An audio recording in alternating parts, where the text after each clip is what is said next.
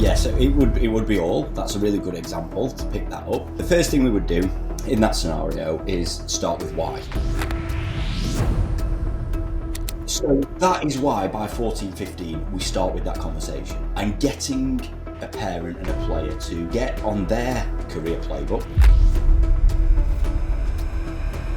So how this works is we've got comfortably the biggest sample that we can get hold of. The Premier League throw data out there, but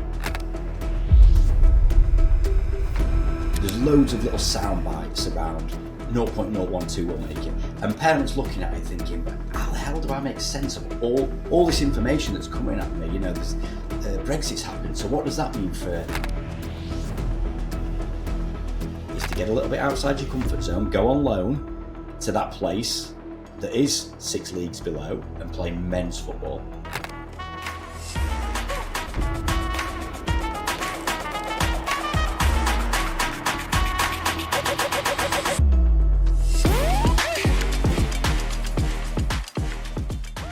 Chris, welcome to the show. Good to have you on here today.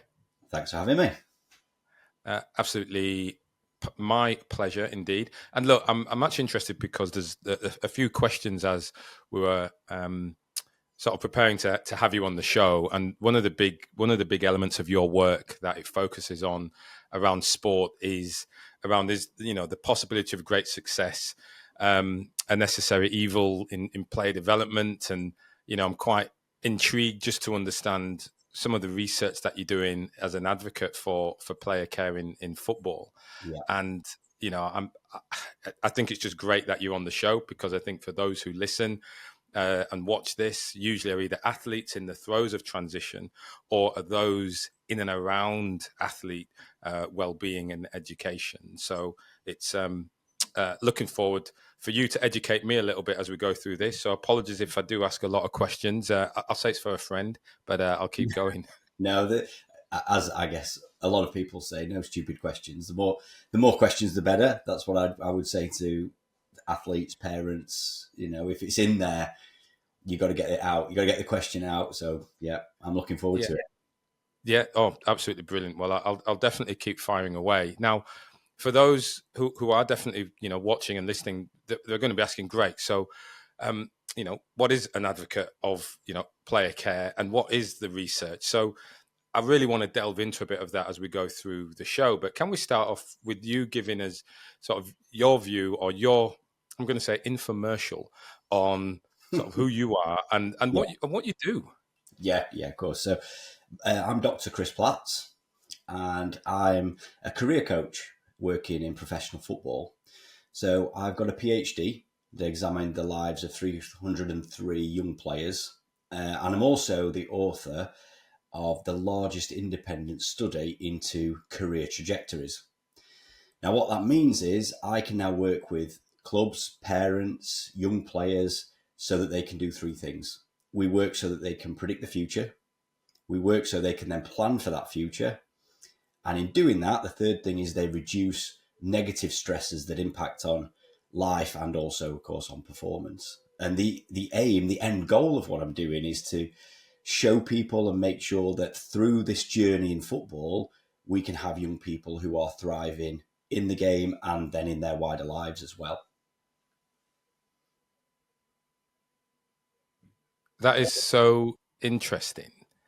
The 3 bits you mentioned there: predict the future, from a career perspective, plan for it, and reduce that negative stress. Now, stress is, I think, quite a big word and often used word when we're looking at, well, anyone's career, but sport, but something you're looking towards that future. So what do you mean by those reduction of negative stress? Yeah. So the principle in terms of what I do is built on the idea of shifting power from clubs and putting it in the hands of parents and young players. Now, so a little bit like, Steve Jobs' idea of let's take the technology that NASA have got and put it in the hands of everybody. It's the same idea. There are things that clubs can't tell young players and their families. There's the inside game that goes on. There's the politics. There's the strategies that occur behind the scenes. Now, using data, qualitative and quantitative, we can sit with parents and young players and show them how this is going to play out. Okay. So, In so doing when you that, say yeah, go on. so when you say how this is going to play now, when we talk, well, actually, I should say for everyone in so football, soccer, Soccer, but yeah, yeah, but not always stick with football. But I just know the others is going. Oh, does he yeah. mean Yes, I rugby? mean, Does he yeah, mean yeah. American? Does he mean Australian? It's like no, we're talking football. But when you talk about how this career will pan out, Yeah. so are you your definition of, or in fact, tell me what is your definition of career in this context? So to me, I would use the widest sense of a career, as in the time in which you start being paid for some sort of labour to the point at which you finish being paid for that labour. Fine. And so in that scenario, let's use it as an example, okay? Or I'll tell a little bit of a story, right? A young player and mum come to me and say, right, he's 15, looks like he's going to get a scholarship at a professional football club. We've never been through this before. Okay, let's sit down. I've got 303 players here, and I will show you what they said about the next 2 years of their lives. Okay, so from 16 to 18.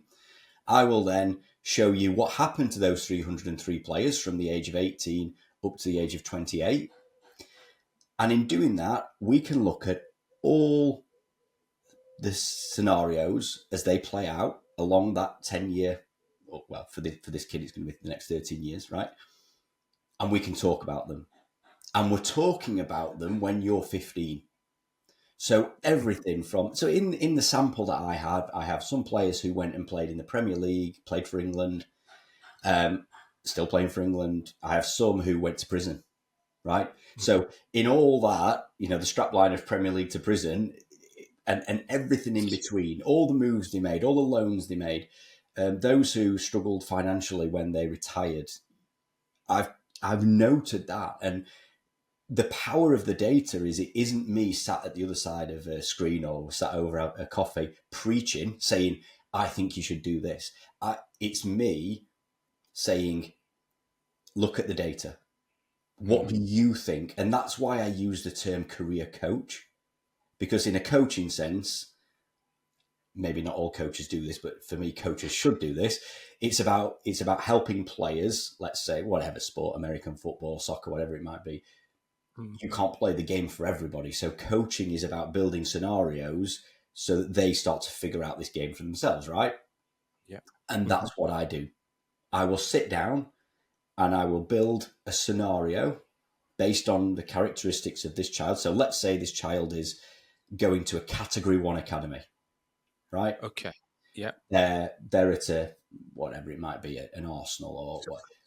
So when you say characteristics, because this is the bit, and I suppose and perhaps to give that context, I'm keen almost to perhaps walk through the three parts that you discussed, from predicting, planning, and then reducing that stress. So perhaps it's more sensible to think of it in that way. Yeah, let's do that. Yeah, so let's do that now. So I'm interested then in what those characteristics are that you're looking at for perhaps, if we're in step one, that prediction. What are the characteristics that you're looking at from? Is it the individual, their environment, the clubs? Talk us through that. Yeah, so it would be all. That's a really good example to pick that up. So, excuse me. The first thing we would do in that scenario is start with why. So we'd sit down. Let's say it's you, Ryan. All right, we sit down with you and your parents or your guardians, whoever it might be. The first thing is, why are you going into this? All right. Simon Sinek's, isn't it? Start with why. Yes. Why are you playing football? Yep. What are you trying to get out of football? And the reason we start with that is that provides a foundation for the decisions that will map through the rest of this career. So, again, I'll give you a story. I sat down just last night with a parent and child, and she's had some bad news, okay, in terms of being released. Okay, let's go back to your foundations. What were the foundations? Why are you playing football? Because I love it. When we talked about this, you said you'd play for free. So this pressure that you're bringing is being brought on yourself and that environment around you, those people who are in your network of relationships, right? And we also talked about, what is it you want to get out of football? Well, you said enjoyment. Your mum and dad said, I want him to play with a smile on his face. I want him to have some purpose. It's pretty much what all parents will say. The same as everybody wants for their kids: purpose, direction in life, something that gives them some confidence. Okay. And in all of that, if you were released, do mum and dad still love you? Yeah, they said that they don't. And sometimes that can be a difficult conversation for mum and dad if they're putting a lot of money into this but it gets them to start thinking, what are we trying to get out of this? We're not trying to get out of this just a professional contract. We're trying to get out of this a scenario where our child is happy, has a purpose, and if money comes with it, great.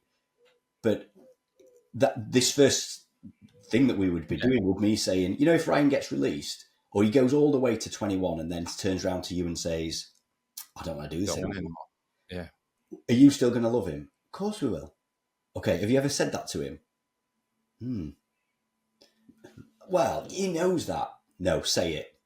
Say it. Because these are kids and he's 15 and all this can start to build. So we start with that why. So how different are the children's responses at that point from one another? What variants? Not that. No. And as soon as you start to, I think the interesting thing for me with it is they aren't that different, but it's really interesting how few people start there. If I was to sit with a parent and child and say, right, what is it you're trying to get out of football? Have you ever thought about that? Most will go, not really. Because what happens with this sort of this, and I would say this occurs in all elite sport, is it's a bit like jumping into a river and then the current pulls you. And what happens is at 6 or 7, somebody says, your lad's good. Oh, thank you. And that makes you feel good. And then you say to the kid, do you want to go to, Leeds United? They want you to see if you, because I'm loving football. Oh, and they think you're good. So you go.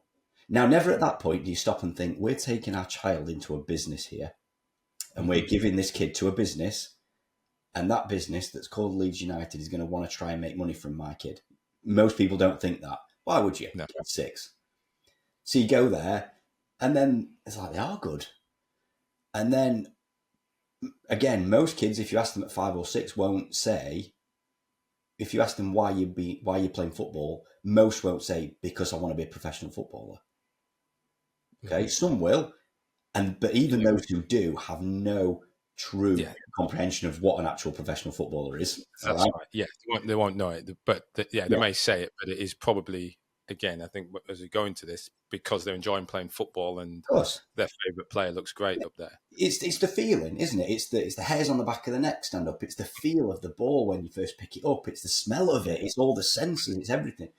And then they're starting to get some external validity from this, from parents, coaches go, you're good. And so bit by bit, you realise that sometimes by the time kids are 13, 14, 15, they've never stopped, and the parents have never stopped to think, what are we doing?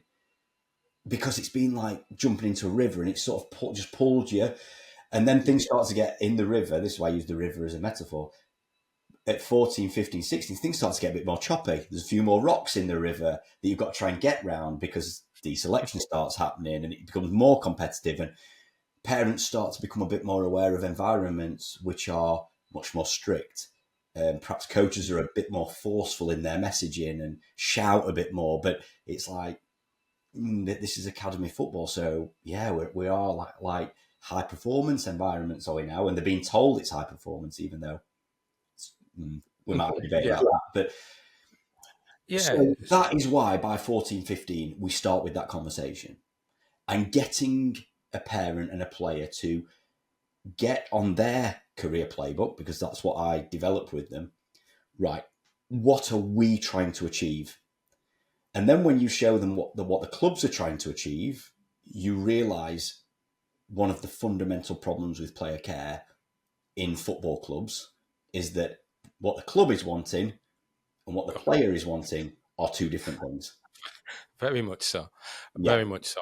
And I think you describing that at that 6 years, 7 years old, or whatever age that child starts to, or actually it's not the child, but those around the child start to recognize there's some fundamental opportunity for this child to be good at that sport. There's correct. something, I'll say potential, love it Yeah, or not, yeah. but there's Opportunity. something there Exactly. there's something there that suggests this kid's going to be great. And yes, you've got, be it a club, or indeed, I would say, be it an association or a sporting body, if it's not down the pro league, who recognizes we can win with that. We can, meaning money, success, medals, whatever that might be, Yeah, which is probably not where certainly the child is thinking at that point.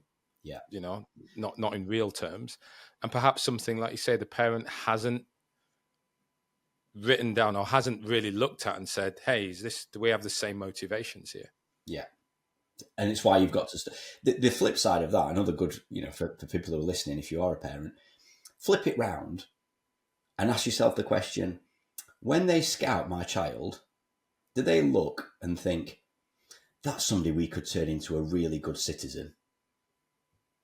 That's somebody we could develop into somebody who's going to go out into the world and make a real dent in the universe.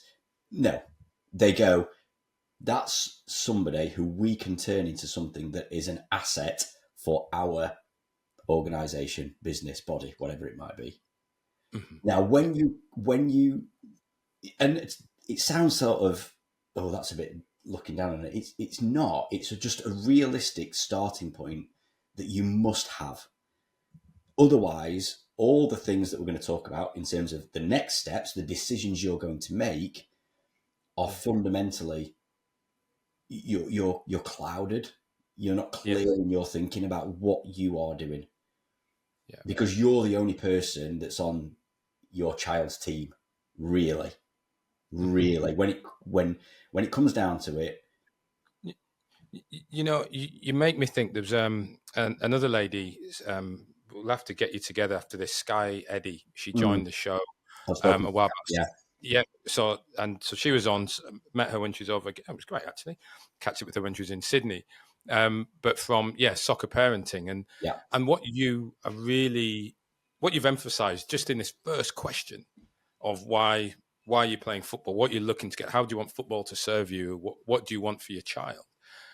It really starts to put this, I'll say a pressure, because there's a stress. There's a thought that has to come then into the parent has to ask themselves about their own motives for supporting their child's wish or desires in sport. Yeah. And I don't know how many of us are ready for that. Mm-hmm.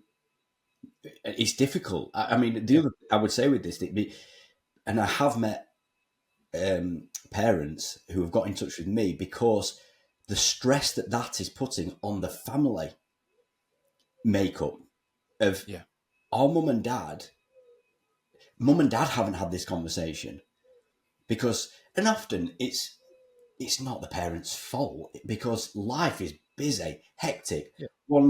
They've both got jobs. They're having to leave a job early to get them to the training. So by the time they get home, it's like, right, let's get meal prep ready for the next day.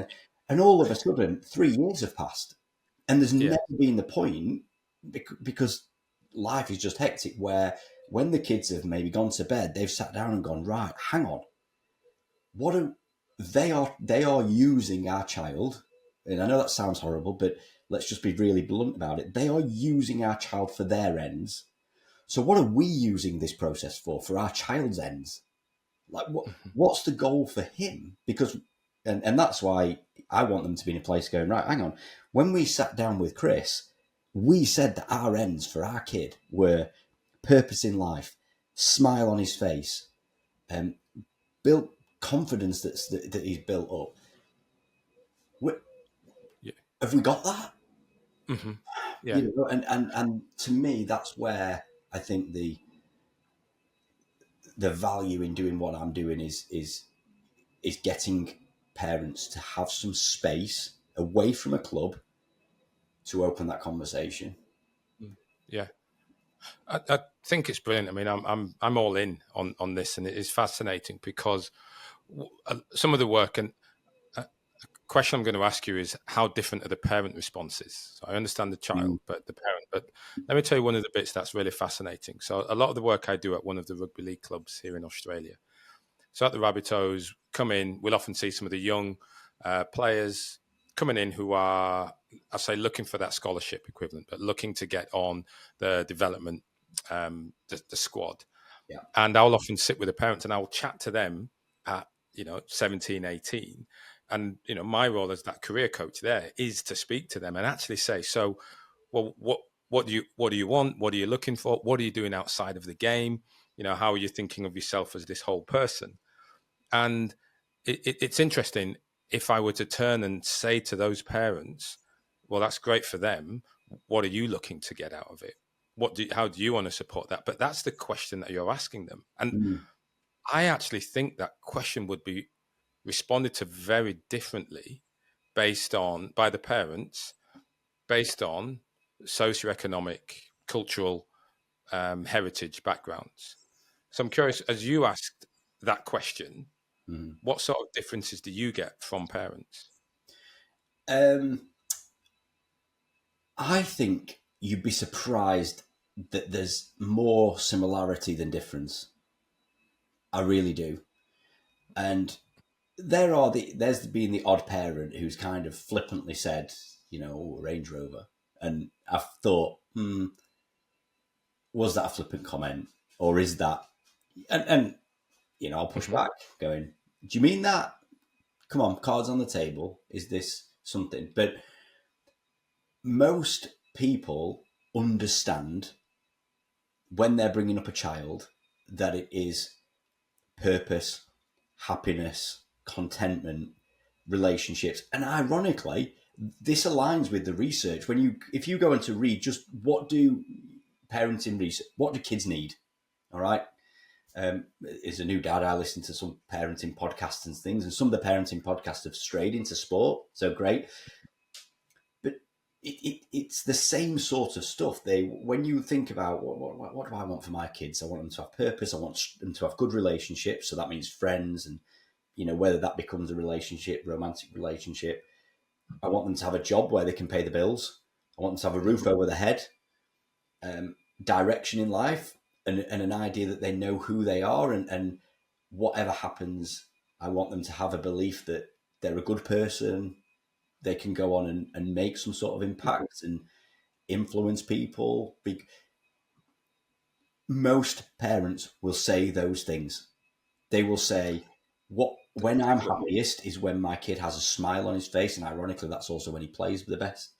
I like him to. What do I want from him? I want this to get him out of bed in the morning. The good thing about football is it's like it's something that he can't wait to do. Well, that's what we want.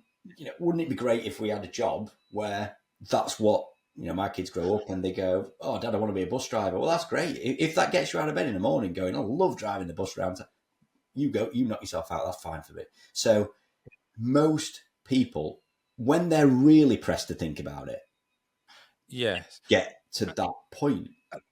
Yeah, and that's right. And I think it's that it's stripping back that value and getting to that ultimately. And whilst we say, yeah, there's that flippant aspect, if perhaps it's more, I wonder, and I want to get into the sort of more of the prediction piece, but I think the bit going to my mind is if we were doing a values assessment. So as you look at the value of what they say, from a frequency of word and the words that come out first, I want to be happy, I want to be proud, I want to have purpose.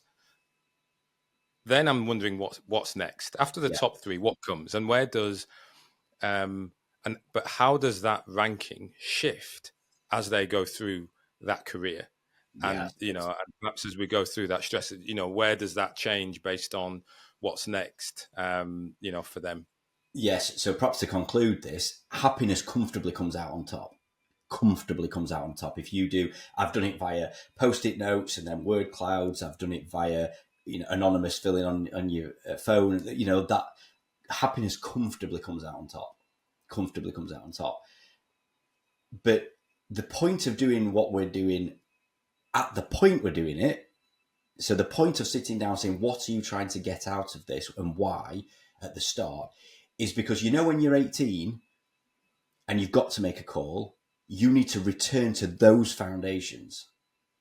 Because as you go, the clubs, incentives, even things like hearsay from other parents, agents getting in touch with you, what will they do? They will seek, they are all things that will shake those foundations if you lose sight of them. So the perspective is, right, I'm 20. Do I go out on loan and get games? There's another contract, but it's only for a year.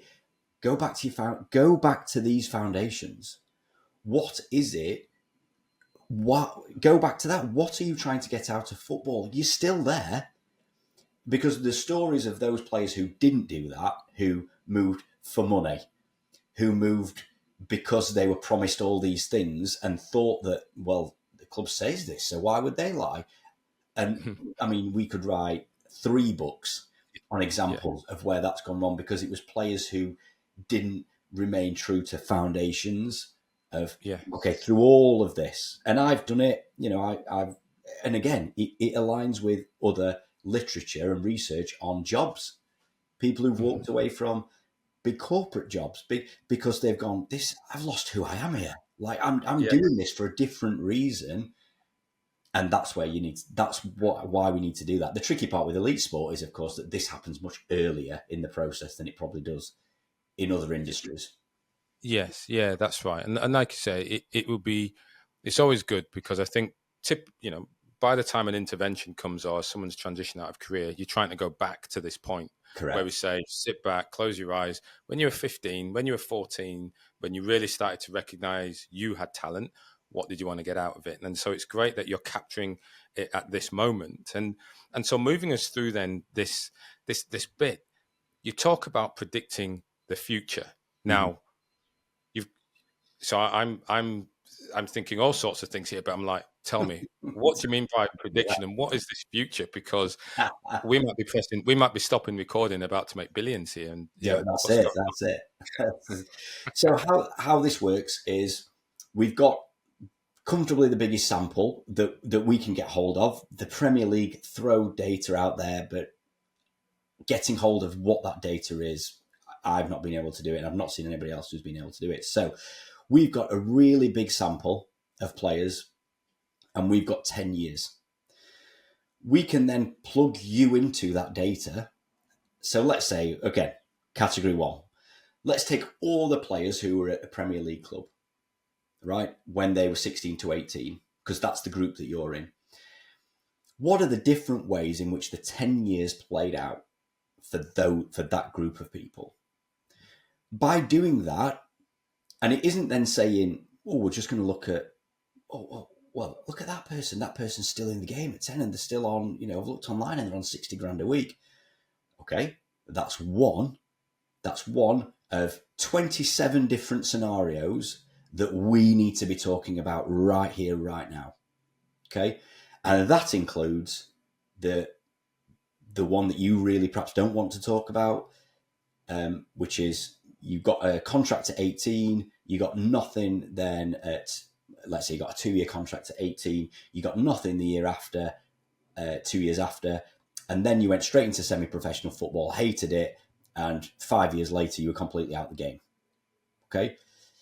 We need to look at all of those. Yes. Because, and here's the other thing with predicting the future like that, is we can, and we set those scenarios up. You need to be equally prepared for, if you, in inverted commas, make it, because what is making it? We have to define that. If you have a career on 60 grand a week, right, you need to be prepared for that. You really do, just as much as if you fall out the game. So, again, another story. Got a player at the moment, he's going through trials at clubs where he's about to be paid. Right now, if that trial comes off, his next step in this is he's going and he's working with some financial advisors now before he's got the money and asking them, what do you think I should do? We're working one-on-one. He's bringing all that data back. So he's doing it. He's empowered here. Sit down, right? It's probably going to be like 3 or 4 financial advisors. What have they all said? What are the commonalities? Let's get a plan now, because if somebody suddenly gives you 60 grand a week, you've got a problem. We know from the research that once you get that amount of money, who do you trust becomes a problem. Everybody's going to want to give you financial advice. Everybody's going to want to be your friend. Being crude about it, a lot of people are going to want to sleep with you. So we know that relationships are difficult. Financial advice becomes difficult. I want people to be like, that's all right, we did this 2 years ago. Okay, that's what they said when I had no money. Is what they're saying now I've got money the same or kind of different? And in that scenario, we'd sit down with a financial advisor going, I'm on £200 a week. I'm on 8 grand a week. I'm on 60 grand a week. What would your advice be on those different things? By the way, I haven't got that money now. So don't think you can give me some advice and take me for a ride because I've got 60 grand a week. I've not got it. But I might do. So you give me some really good advice and I might come back to you. That's a much better place to be in. And you can see now how we're under the mantra of predicting the future.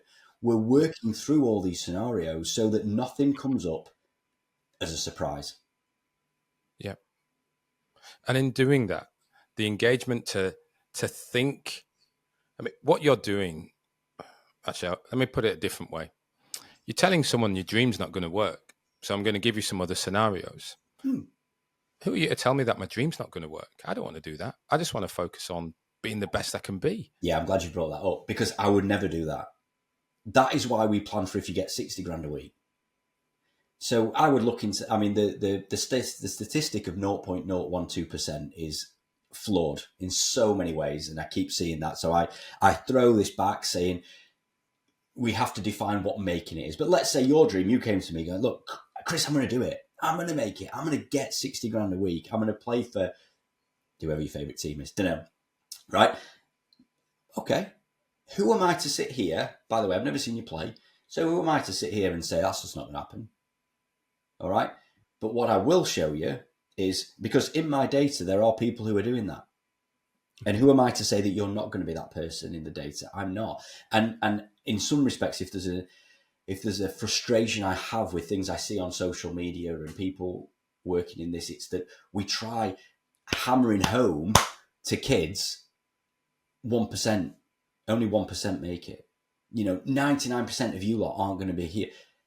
If you were 14, 15, what would you do if somebody said that?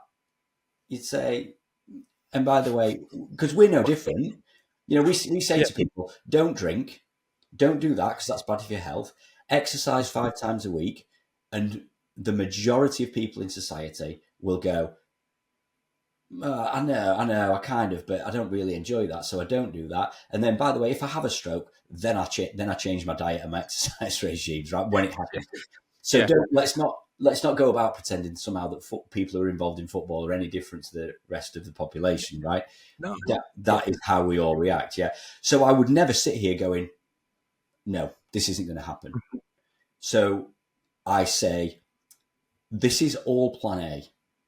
This is all plan A.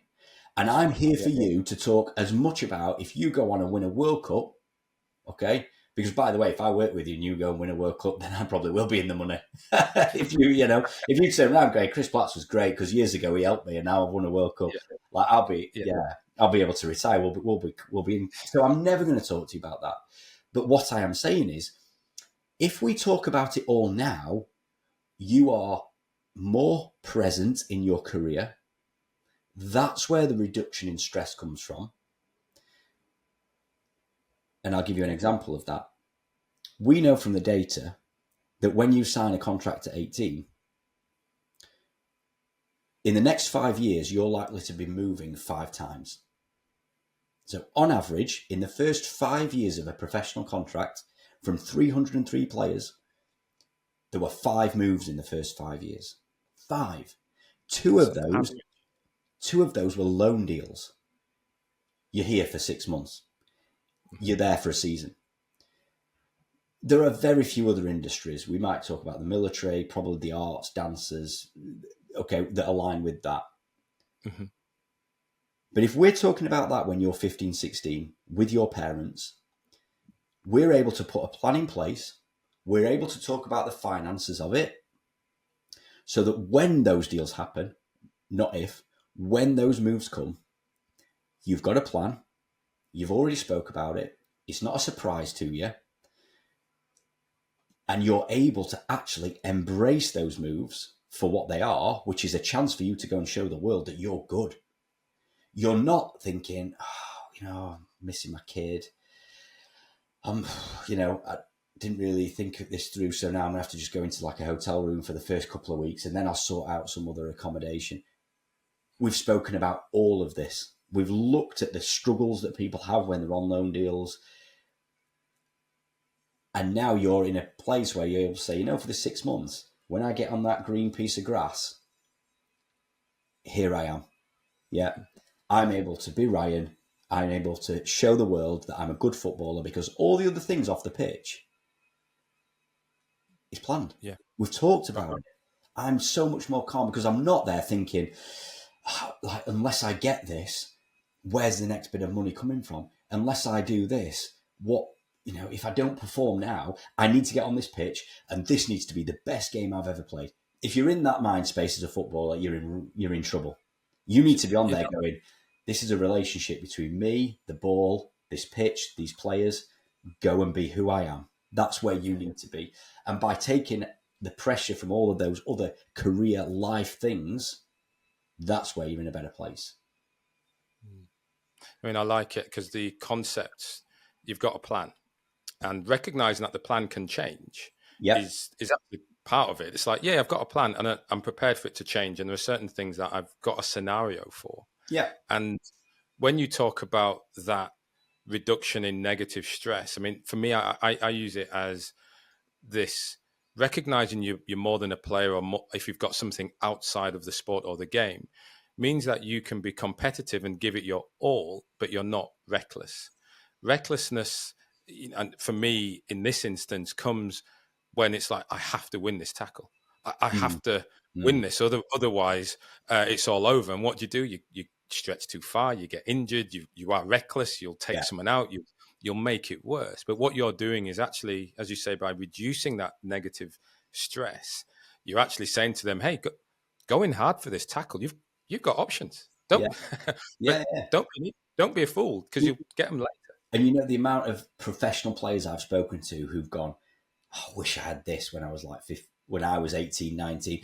And what's great for me is that they're now in a place of saying, I'll try and get you in at my club because I actually want to give something back to the younger kids. The perception is like, they're going to come and try and take my place. Most professional players aren't thinking in that space at all. No. They're going, because now, now I'm 32 and I'm financially doing okay.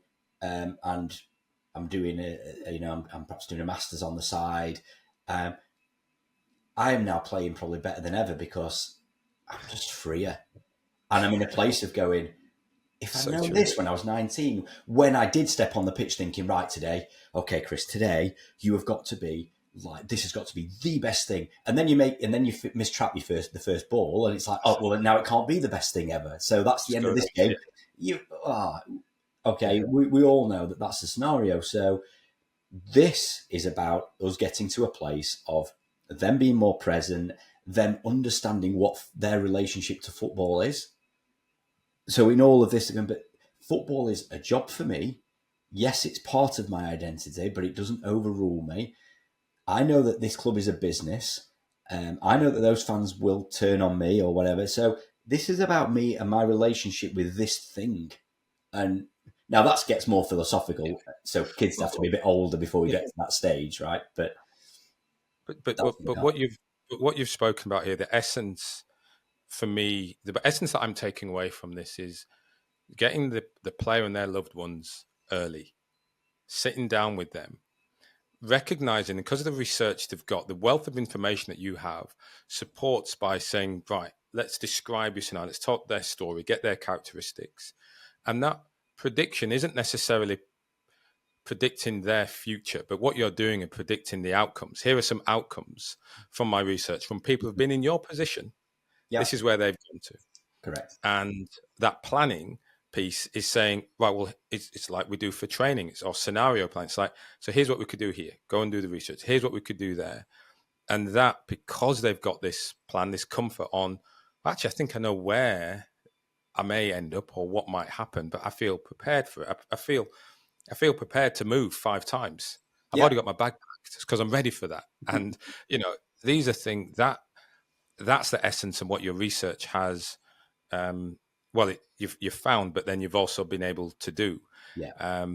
For this So for this generation coming through. the metaphor for it that I have, and let's use the moves as a good example. Imagine coming into looking at a table and there's Lego pieces all over. That is how I felt I came to data on player care.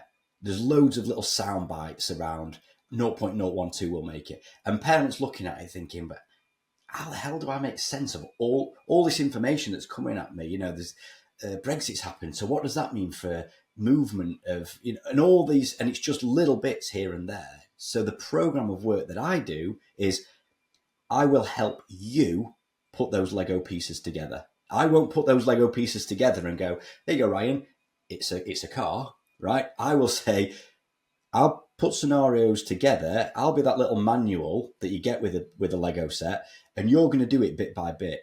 And bit by bit, you will start going, I think this is a car, And then you'll do a bit more going, it is a car. And then you're going to do a little bit more. And bit by bit, you start going, that's what a career in professional football looks like. I know what a career in professional football looks like. But if I just stand up in front of people saying, I'm telling you now, this is what a career is like, people will go, oh, you're a bit doom and gloom, or you've never played. So I don't. I say, here's the story of 303 players who have been in the game. I'll use my research skills over 15 years to help you to put this together. And bit by bit, you're going to go, this is how this is going to play out for us.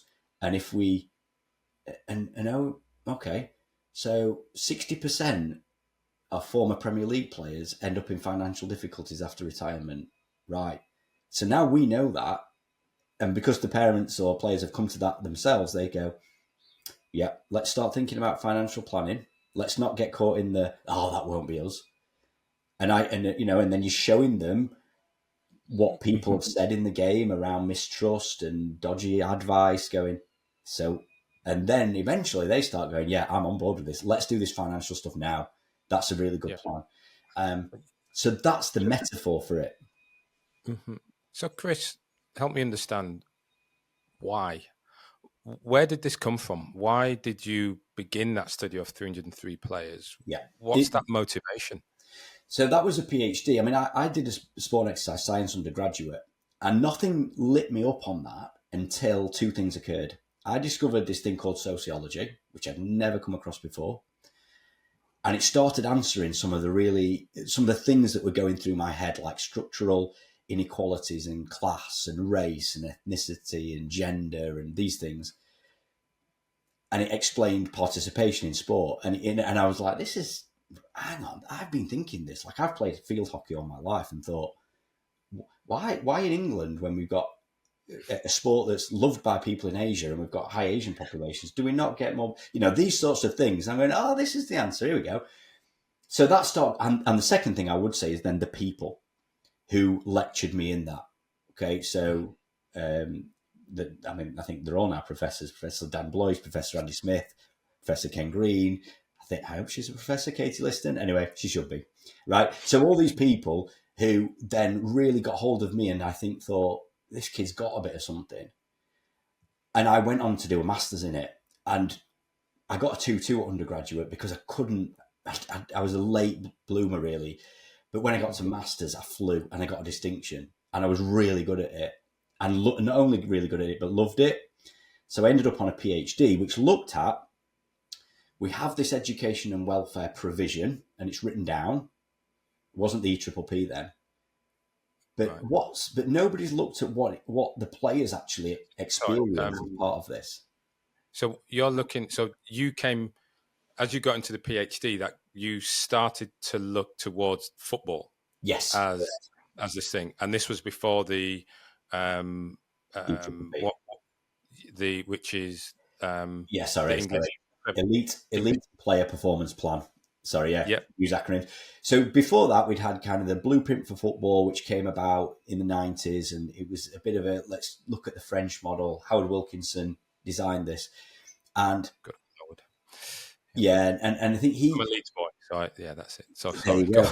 So he had this idea that probably there'd be like, I don't know, 10, 12 centres around the country, which would be the elite of the elite. What unintentionally, I think, when they came up with this idea of academies and centres of excellence, every club went, oh, we'll have one. So all of a sudden, there were 90, right? Yeah. And Yep. so that was where we were at that point in time. Along with that, we put in education and welfare officers in clubs. So this study was, it's okay having this in policy, and this is sociology. It's okay having this written down, but has anybody asked the people at the end of this, the users, the people who are supposed to be on the end of this, what this is like? So I ended up going to 21 different football clubs from all the leagues, 303 players. They answered questionnaires, they added focus groups with them. It was like 3,600 miles in an Astra up and down the country. So it was a huge study, probably too big to be a PhD, but I didn't know that at the time. A bit naive. And I got into this, and probably I would look back now saying that was a period of 1 to 2 years being out on the road and starting to analyse the findings that changed my life, that got me to go, there's a career in this, either in academia or as I'm doing now, where nobody's asking the views of these kids and the things the kids said to me, their emotions, we finished one focus group and all the kids clapped. And I thought, it's because nobody's ever asked them, how you feeling like? And so they have to walk around with this face on that they're, no, of course we're good. We're pros. Like, we're going to be pros. We're going to, so that's how I got into it. And from there on, it was then, well, you've got the names of 303 players. I wonder what's going to happen to them. And this cycle of just becoming completely immersed in this world, loving it, and now thinking, no, I can make a big difference because this needs to change. This needs to change in clubs, and this needs to change in players' lives if we're going to actually have outcomes that anybody wants. And I think that's great.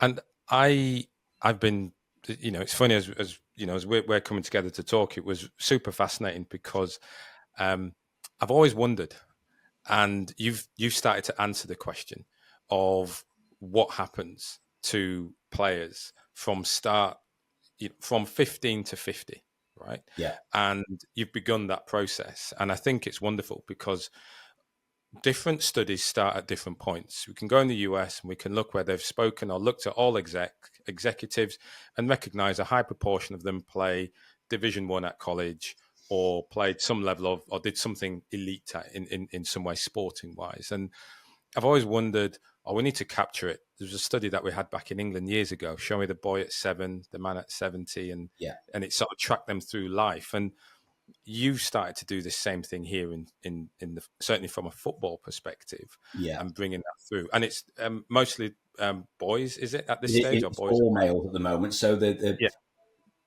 business that I've got now, I still want to keep a research element going because I think there are two things. One, I want a study that now starts probably earlier because the EPPP, Elite Player Performance Plan, really opened the door for more academies to start these pre-academy things. And, I think a bad idea. I think the research backs up early specialisation. Why so? Early specialisation is a problem. And if you look at what players, kids should be doing between the ages of 5 and probably 12, the best athletes really want to be doing loads of different things because it's coordination, it's physical literacy, it's becoming good movers, it's having that good coordination, that good balance, the foundations on which sport is built. What we do by putting kids into academies, pre-academies, from the ages of 5 or 6, I think there are 3 problems. Number one, you're putting them into an adult environment where adults are watching them, and that changes the psychological makeup. So instead of being free on a park where I'm experimenting with what I do, I'm being told I'm being judged. and a kid for 5, 6, that then it becomes a professionalized, like, how do I coach this kid? And in that environment, we've also got coaches who think they know everything and they're coaching 5 and 6 year olds. It's like, just play, right?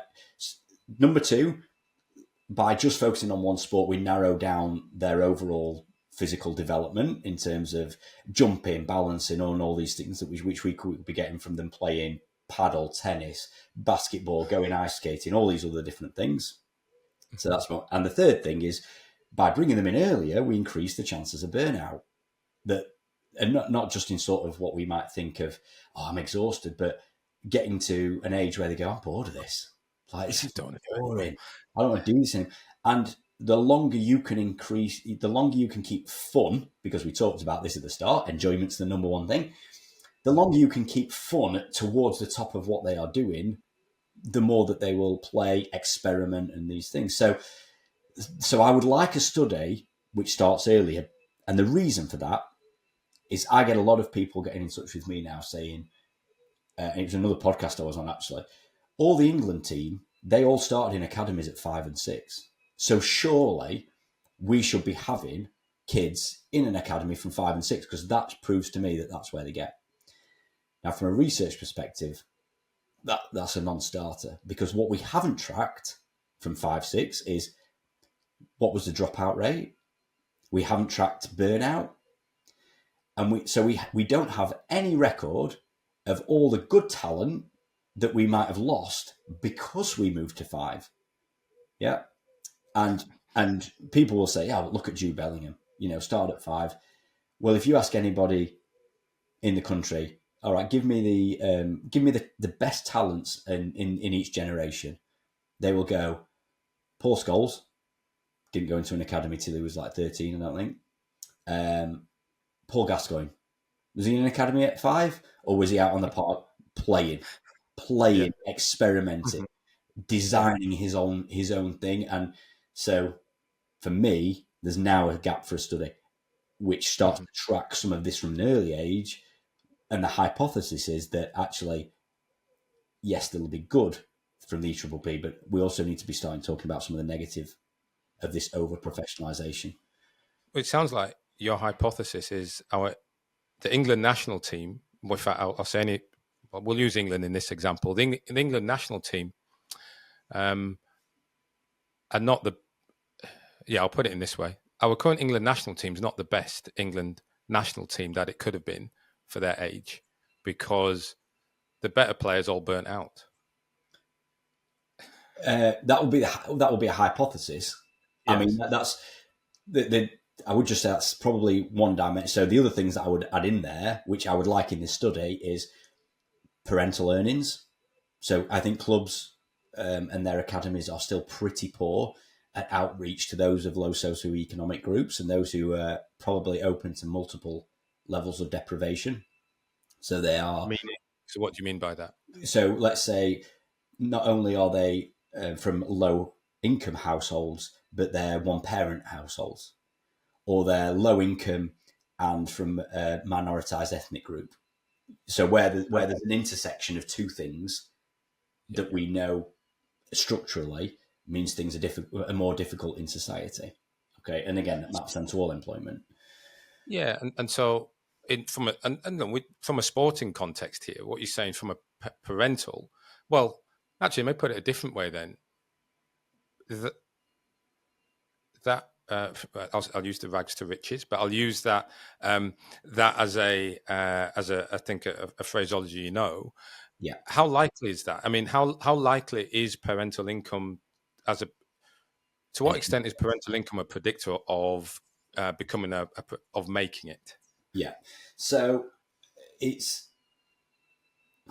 haven't got a specific figure, but what we do know is that if you look back at educational level and the numbers who attended private education, that's becoming an indicator of getting to a professional level. Number 2, we also know that parents have got to have flexible jobs where they can get to training for 5 o'clock. Okay. Yeah. Because clubs go, well, that's when we want it. Not, let's ask parents what would probably work best for them, and can we design things which increases the chances of us getting kids to us? Okay, it's like, well, that's when we've got the pictures. So we also therefore know that not necessarily income, but we know that flexibility is the case. We also know that things like private coaching are being used, whether they are predictors, but we know that there's a cost. And people will also say, but yeah, but academies are kind of free in terms of, they put on stuff, not early on. And we see an increase in things like shadow squads and tournaments or even private academies, which all increase the chances of this not being a pure meritocracy of the best will rise to the top, but those people who've got a structure around them which facilitates them getting to a particular place. So, for example, having two parents helps immensely, particularly if there's more than one kid, because how this works on a single parent. Now, you might be lucky, and there are scenarios where clubs will help, but they have to be clubs who've got a lot of resource and might go, oh, okay, you can't make it tonight, we'll send a taxi for him. But most clubs won't do that. So there is this, and look, I see it here in Australia. I see it coaching in the US. The cost. I think about my eldest. We pay roughly 3,000 Aussie dollars a year for him to play in the academy. Yeah, and so 3,000 is 2,000 US, right, a year. And he's 17. He's in his 13, 14, 15, 16. That's his fifth year. So you just think about what we've already had to spend just to keep him there at that level, never mind pre-under 13s, which was maybe $1.5, $2,000, something along a little bit less. But there is a cost to well, I wouldn't even say compete. There's a cost to play. Now that reduces when you come to less elite football for his age, right? But there's still a cost, and you have to be able to afford that. So I guess I'm interested. It's like changing this. Football has this element of subjectivity to it, right? So perhaps not in your study itself, but what have you seen, or have you seen any similar studies across sports or across other countries? No, but I'm involved in some. So a PhD student he actually came to Sheffield, where I live, but he's now moved back to Canada. He's doing a study which is looking at the English Premier League, NCAA basketball, and the CHL, Canadian Hockey League. So we've got hockey, basketball, and football. Now, as part of that, we've started to map ice hockey trajectories and looking at how does this play out, because ice hockey is another good example in Canada of cost, of parents putting a lot of money in for rink time to get kids enough time to practice or one-on-one with coaches so that they can potentially get picked up to potentially get to the NHL. And I mean, the injury rate in ice hockey is way higher because of its brutality. But so these sorts of studies, I'm hoping, will start to offer a foundation. And I would love it if people start then building from this and going, actually, this, we need to start looking at this in the US, or we need to start I think the US is a really good example of a model where, going back to this, what does the club need? What do the players need? And realizing that this is a business situation. And I would take you back, with your child. The reason that money is there is because fundamentally this is a business transaction, and we can get blinded by, but the love of football, and football's good for them, and it's great to get them into sport. We can talk about that, but people have then started to exploit that for income. Yeah, and football clubs do that.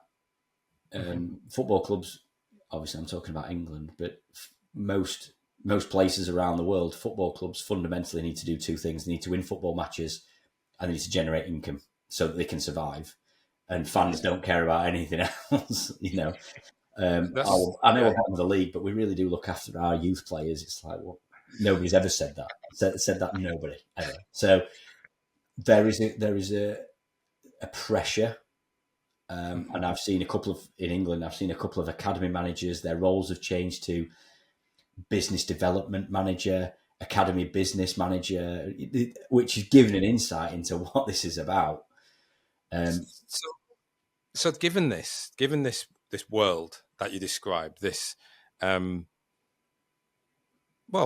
I guess truthful view, an evidence-backed view on where sport can take a child, and but what also can happen, that trajectory, as you say. What's that advice to parents, to players, to navigate it? Yeah.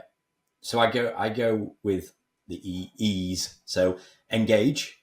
I think my first advice, if somebody jumps, like you can jump on my website and sign up and just get online for free, no obligation, just have a bit of a chat. But whether Well, it's tell us now. People are going to be sitting down. What's the website? yeah, www.chrisplatts.co.uk. I Yeah. do a blog a week. There's a newsletter on there as well. You can sign up for, and like I say, you can have a chat and just seek some advice, really. But so it's engage with this, and then the second E is early, and they kind of go together. The earlier you can start to talk about these things, the better. It's not as horrible as you think. It's not, oh, you're just going to sit, as hopefully we've shown here, you're just going to sit there and tell me that my dreams are like this fanciful thing and to give up on it. Never that. But the reactionary thing, which you mentioned earlier on, of, oh, I'm now 23 and I've been earning £2,000 a week, been living on that money, and now I can't see another contract coming. That is a much worse position to be in. Or I'm in on £2,000 a week, and now they've turned around and said 20 grand a week, and I went yes. And a year into that, I'm like, I've got all these hangers on. It's breaking my relationship apart. And I'm struggling with my football because of all this stuff that's going on. Like, imagine those two scenarios, and one might be your dream. We don't want to be reactionary in those situations. We want to be engaging early in this and talking about it. Then it's events and envision. So then look at the events that are likely to come. So one of the things, if you sign up to work with me, is I send you a book. And it's a book which is of, there are a few on the market, but it might be sort of, right, here are 16 people who were in your position, and case studies around them. Ryan Baldini's work's quite good on that. Or Jonathan Harding's book on soul, which is about how clubs can develop holistic people, right? And we work through that. So now we're starting to get events, and we're starting to think and envision how we're going to react from those things. Then it's evaluate. I don't know, twice a year. Let's look at what have things changed. Well, actually, I've got another contract. So now your financial planning might change. And the final E advice I would say to anybody is enjoy. If you are not going through this and enjoying the process, there's a problem. Don't ignore that, because there's a way in which you can thrive as a family. There's a way in which your kid can thrive and be present and enjoy this, and not be stuck in a place of people going, you should be enjoying this because you're a professional footballer, and you sat there thinking, but I'm not. Like, something wrong with me. No, there isn't. Just so if you engage with this early and envision these events, plan, then we can get to a point where we can enjoy it. Yeah. And you can start looking back going, oh, I'm glad I did this career, and I've learned so I have learned so much from it. I have learned things about me. That's where we want to get people. I think I like the ease. Yeah. I like the simplicity of it. Yeah, that's it. Right. It sticks. And, I guess the words that pop out to me are definitely that engagement and that envisioning and enjoyment. And those, for me, as I'm reflecting, and I think about my career, I think about that for my children, but also some of the athletes that I'm working with now. And it's very much a case of you're providing a structure that enables them to get that enables anyone to engage early. Yeah, and that's it. work through things without destroying their dreams, but Mm-hmm. helps them actually probably, and you use it there with that envisioning. We talk a lot about that, you know, um, visualization, and what you're talking about there is really preparing yourself by envisioning the events that are going to happen through a career and Yeah, how to react, and but be proactive in that preparation. yeah, Yeah. and in that, that's no different to what we try and do with pretty much everybody in society. Hmm. We would talk about financial planning, wouldn't we? We would talk about these things. Now, the difference is these are normal kids. Don't mean that in a disparaging way. And I learned this from the PhD.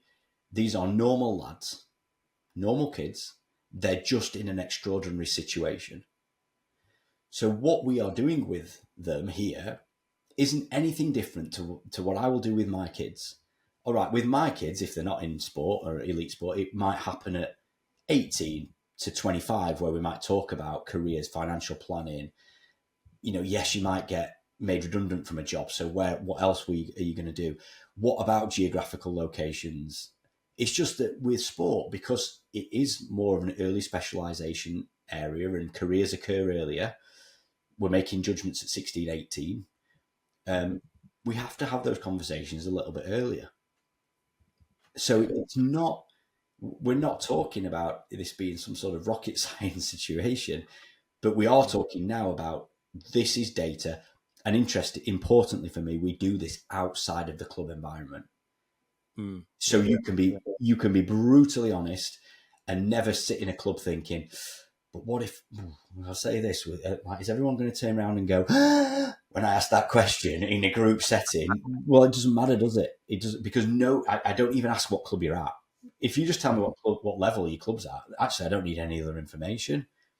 That's fine. So it's outside the club, and when you speak to parents, they want to know, right, is my kid going to be all right at the other side of this? I don't want him to be a kid who comes out of this system and they're lost. I've not really got much. How do we know who to trust in this environment? These are all the worries that I hear every day, and um, this data and this coaching is a way that I really fundamentally see in shifting the power from those clubs and that uncertainty into hands of parents, so that they can be right. We're more certain about this. We're far more certain about what's going on, and we've actually been empowered to do this ourselves through this process. Yeah, I like that shift. I've said that a lot, I think, in this conversation, but there's a lot I like from our conversation. There's a lot that I take away. And, coming here, I suppose, towards the end certainly of this conversation, but I hope there are many more to come. But it's very much about the, you're giving knowledge, Yeah, you're that's it. giving them that knowledge, which is helping that balance of power Correct. really take shape and put it in the hands a lot more in the player and the parent. So maybe this is a good place to finish, but I'll finish with this story, and this is a good example. We know from the data that players who go out on a loan move stay in the game longer, on average a couple of seasons. And the reason for that is if you get a professional deal at 18 and you go into an under 21 squad, if you stay in an under 21 squad, by the time you get to the end of that contract, you've no evidence to show the world that you can play in men's football. When people will say things like, can he play when there's a mortgage on the line, i.e. results really matter, because they don't in under 21s football. Now, some clubs, being diplomatic, keep players in their under 21s as facilitator players. All right. So we've got two players who we think might make our first team, and we kind of want to push them, but we can't play with two players, right? So we need a squad of 15. So we're going to give out these contracts. So here's £1,000 a week, Ryan. Okay. And you think, well, that's all right. I must be good. And they keep you in the under 21s. And then at 21, they go, sorry, we don't think you're good enough. And you look around saying, well, I've got £1,000 a week at a championship club, right? So surely somebody in League Two is going to look at me. And they go, okay, Ryan, where's your evidence that you play men's football? And we're not taking a chance on you. Like, budgets are tight down here. All right.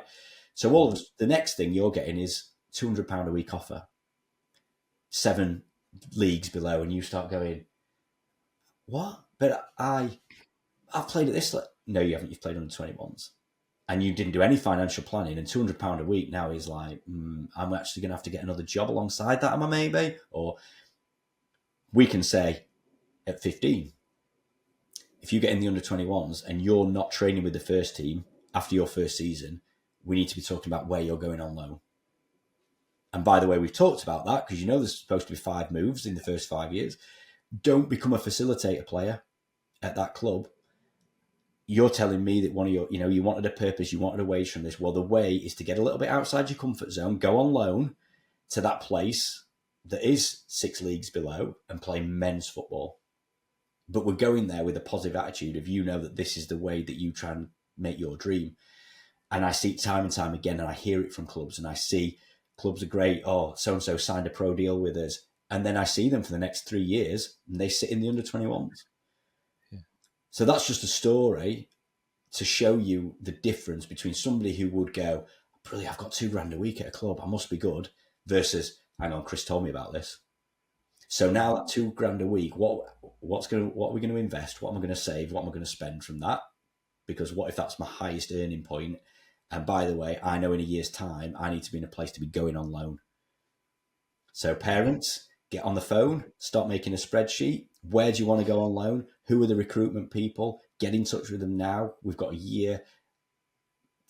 That's the difference between looking at data and not.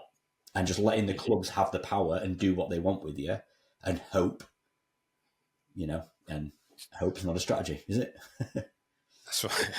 Hope is certainly not a strategy. Well, Chris, like I said, I've enjoyed the conversation, taken a lot away from it. I think the story there really hits home, is quite powerful. People are going to be listening, watching, thinking, how do I get more of Chris? Where's a good place to find you and to learn more and even get in touch? Yeah, so Dr. Chris Platts on X, on LinkedIn. I put quite a bit on LinkedIn. I guess that's where I feel, data and stuff best. So LinkedIn, Instagram as well. Stuff on there. I'm only just dabbling in Instagram. So that's going to be the next growth area because I'm too old, right? But I'm going to give it a go. Obviously the website, chrisplatts.co.uk. Have a look on there and sign up. Newsletters and blogs. I do a weekly blog. I've also started a YouTube channel as well because I felt like just a 4-minute and I reflect on what I've had chats about this week. So if I've had a parent session or I've been to a conference and this topic's come up, I come away and just do a quick snapshot on that. So yes, I have a look at that. And yeah, they're the areas. One thing I have loved about this journey is meeting people and hearing their stories. And, just getting online with people and whether they end up working with me, whether they don't, it's been really good to test my data with people. And then that happened to us. Yeah, and I'm going, okay, I knew this was going to be the case. And so, yeah, reach out. I love to hear people's stories from all around the world as well. I've had a real response from people in Europe and in America who've wanted to chat over this stuff. So that's how you get in touch. Fantastic. And look, I think, I'd definitely love to keep talking as well and bring some of your knowledge and I guess structure to what I see here in Australia. And I think there's, and look, this platform is definitely for sharing, and there's 160 or so people have been on the show, who I really think as well we can, start to bring a lot more together with this community. Yeah, I've obviously, since I know it's coming on, I started to listen back through, and I think it's a great podcast. So well done to you, because I know it's hard work to keep things going and keep all the connections and recording and stuff. So I think it's fantastic, and the debates that you've had with people and the guests that you've had on, of as I've listened, driving about is when I listen to podcasts, and is making me think, and that's the best thing, right, about conversations, where it triggers somebody to do something, another thought to think, I must do that. And so, yeah, kudos to you for doing it, for getting it going, and to get to that many episodes as well is fantastic. So well done, and thanks for having me on. Really appreciate it. There you go. Well, like you say, it's that final E, enjoy. And I'm definitely enjoying this and enjoyed our time together today. Thanks a lot, Chris. My pleasure.